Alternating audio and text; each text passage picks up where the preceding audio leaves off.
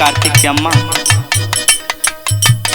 अरे पागल इतना ओ, अरे हम तुमसे दूर भले होते लेकिन तुम्हारे दिल से दूर ना होते पागल। सुनो हमार बात। सुनाओ सुनाओ। जात बड़ा बंगाई कमाए हो बाला मुआ, कमाए हो बाला मुआ, तोहर सुधिया बहुत रोआए हो बाला मुआ।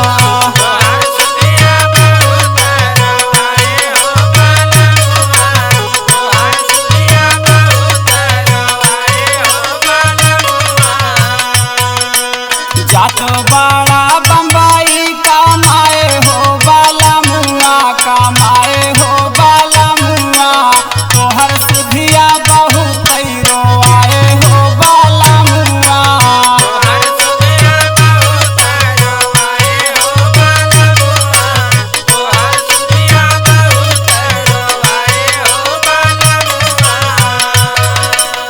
ए कार्तिक अम्मा, हाँ भैया।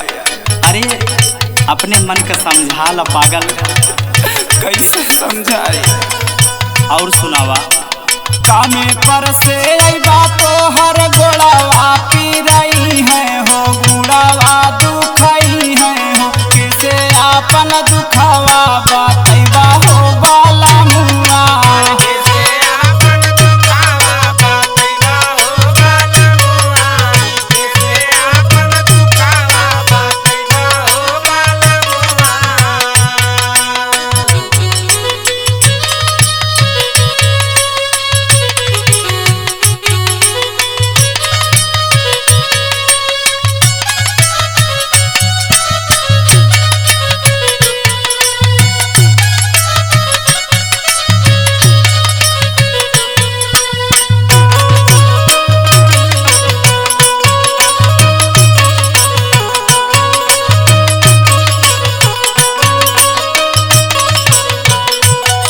ए पागल, हाँ भैया। रोवा जिन देखा भैया दुआरे खड़ा बा और मालीपुर गाड़ी आए खड़ी हो जाए, लेट हो जाए पगलो। ये सबसे बड़ी चिंता हमें यह बात के बाद।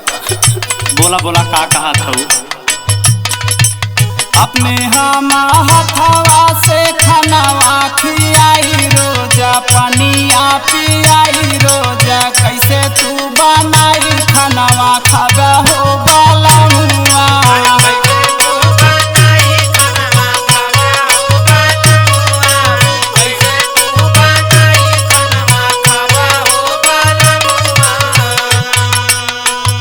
अब तू पागल झूठे चिंता करते हो। हे पिया, का उससे बड़ा दुख भैया। और सुना सुनावा। वैसे रोबुत हमार दिल कैसे धीर धरे हो। शाहगंजा मालीपुरा बोले जाबारे लिया हो, बोले जाबारे लिया हो, दिलावा पे गोलियां चलाए हो बाला मुआ।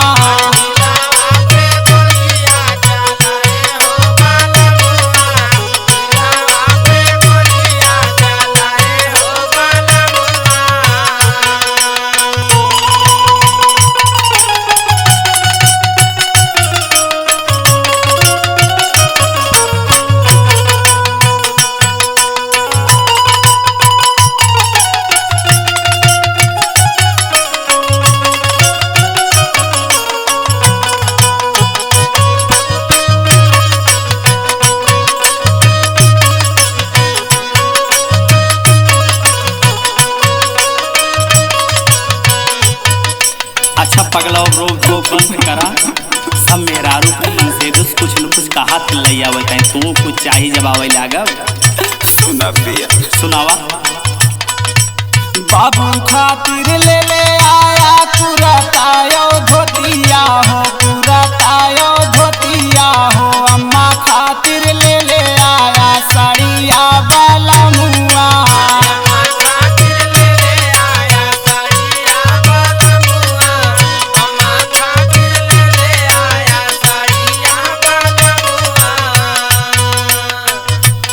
कहो पगलो, हाँ भैया। सबका फिकिर तो का बहुत बा, अम्मा फिकिर बाबू के हमार, लेकिन तुम तो कुछ चाहिए, तू अपने बारे में ना कहूँ कुछ। सुना सुनावा।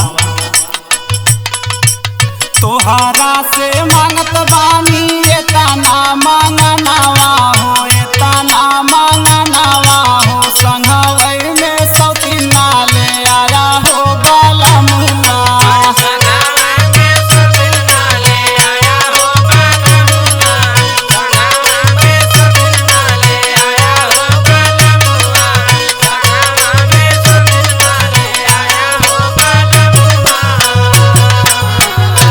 कुल बहम निकाल द पागल। अच्छा हम चलते घर परिवार ठीक से देखिए। ठीक बात। खुश रहा।